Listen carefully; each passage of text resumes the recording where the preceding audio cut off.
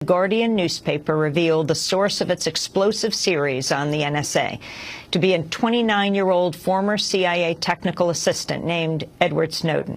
Edward Snowden. Edward Snowden. Ed Snowden. And how he fundamentally changed the way we think about privacy in this country. Internet privacy is a big issue. When we're in a state where we can be monitored, where we can be watched, our behavior changes dramatically. Where should the industry draw the line? Privacy is an absolute fundamental right.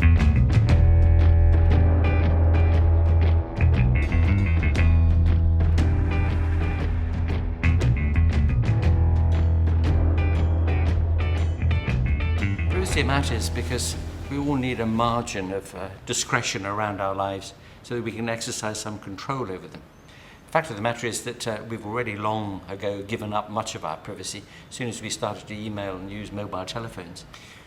Every single time we go online, every time we look at a website, every time we send an email message, every time we make a phone call with our mobile telephones, we're exposing ourselves, we're stripping ourselves naked to the view of anybody who is interested to find out what we're doing.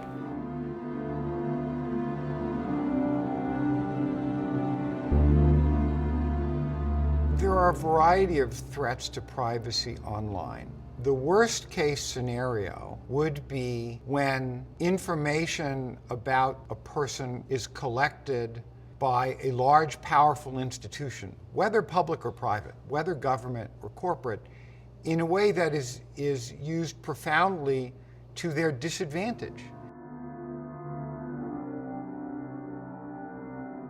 We've got this real need to have a wide margin of personal discretion around us.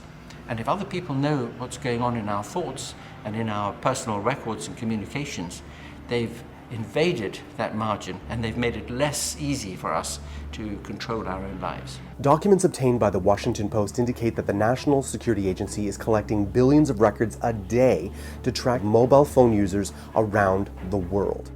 The web's democratic in that it quite literally delivers power to the people. It essentially opens up participation in the public sphere.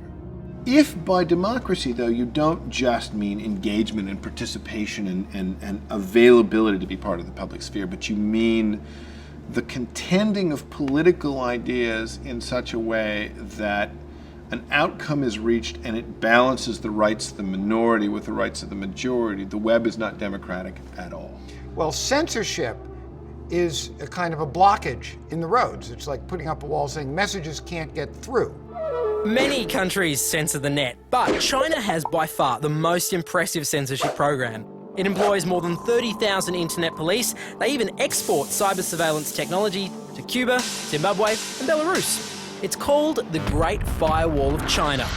In the American tradition, protections for anonymous speech are pretty solidly entrenched in First Amendment law.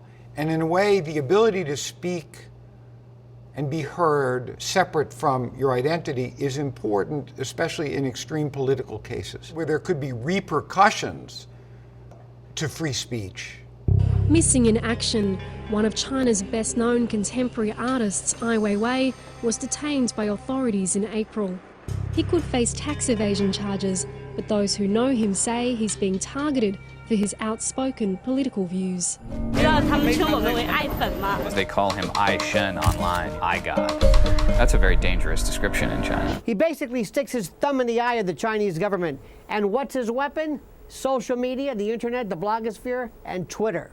From very young age, I start to understand that this nation has no humanity.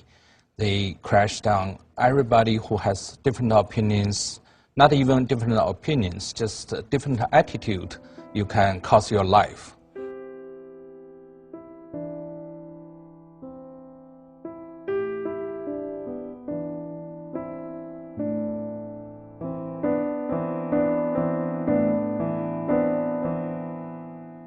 I think that everyone will benefit from the spread of transparency, immediacy, and accountability through the web. I think these are forces definitely for good. And that's why so many totalitarian regimes are resisting them and doing everything they can. And sometimes it's pretty complicated to block the free flow of information on the internet.